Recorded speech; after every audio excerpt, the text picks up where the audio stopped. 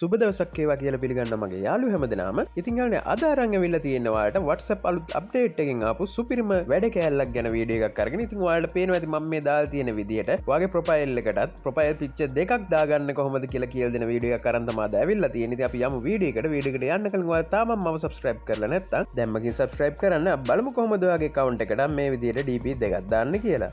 හරියාලනේ මුලින්ම ඔයාලත් ඔයාලගේ ෆෝන් එකේ WhatsApp එකට ගිහින් WhatsApp එකේ setting වලට යන්න. setting වලට ගිහින් මෙන්න මෙතන ඔයාගේ නම පෙන්න තැන ප්‍රොෆයිල් එක ක්ලික් කරලා edit දෙන්න.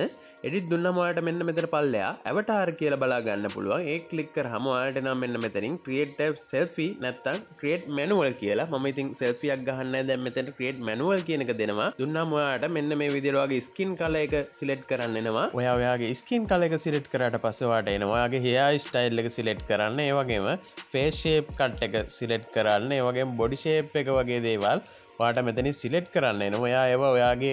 ඔයා ඒවා ඔයාට ගැලපෙන විදිහට ඇඳුම් වගේ දේවල් ඔක්කොම ඇඩ් කරලා සිලෙක්ට් කරගන්න. ඉතින් යාළුවනේ මම මේක වෙලා යන හින්දා මේ ටික මෙන්න මේ විදිහට ස්කිප් කරලා අපේ avatar එක publish කරන තැනට ගන්නවා. ඉතින් යාළුවනේ ඊට පස්සේ ඔයාලටත් ඒක create කරගත්ත මෙන්න මේ විදිහට වගේ avatar එක saving වෙනවා පෙන්නනවා. ඊට පස්සේ යාළුවනේ ඔයාට පුළුවන් මේ විදිහට මේ වගේ avatar එකට අවශ්‍ය වෙන animation එකක් දාගන්න. ඉතින් යාළුවනේ මෙන්න මේ විදිහට animation වර්ග 5ක් විතර ඔයාට මෙන්න මෙතනින් තියෙනවා character එකට අපිට දාන්න පුළුවන්. ඉතින් යාළුවනේ ඒ වගේම උඩ තියෙන colors වලින් ඔයාට පුළුවන් මේ avatar එක වටේට තියෙන background එකේ color එක වෙනස් කරගන්න. ඊට පස්සේ මම මෙන්න මේ විදිහට මේකට animation එකක් දාලා save කරගන්නවා. ඉතින් ඒ විදිහට සේව් කරගන්න. ඊට පස්සේ අපිට පුළුවන් මෙන්න මෙතනින් බෑක් වෙලා නැවතත් අපේ ප්‍රොෆයිල් එක බලනකොට අපිට පුළුවන් මෙන්න මේ විදිහට DP දෙකක් බලා ගන්න.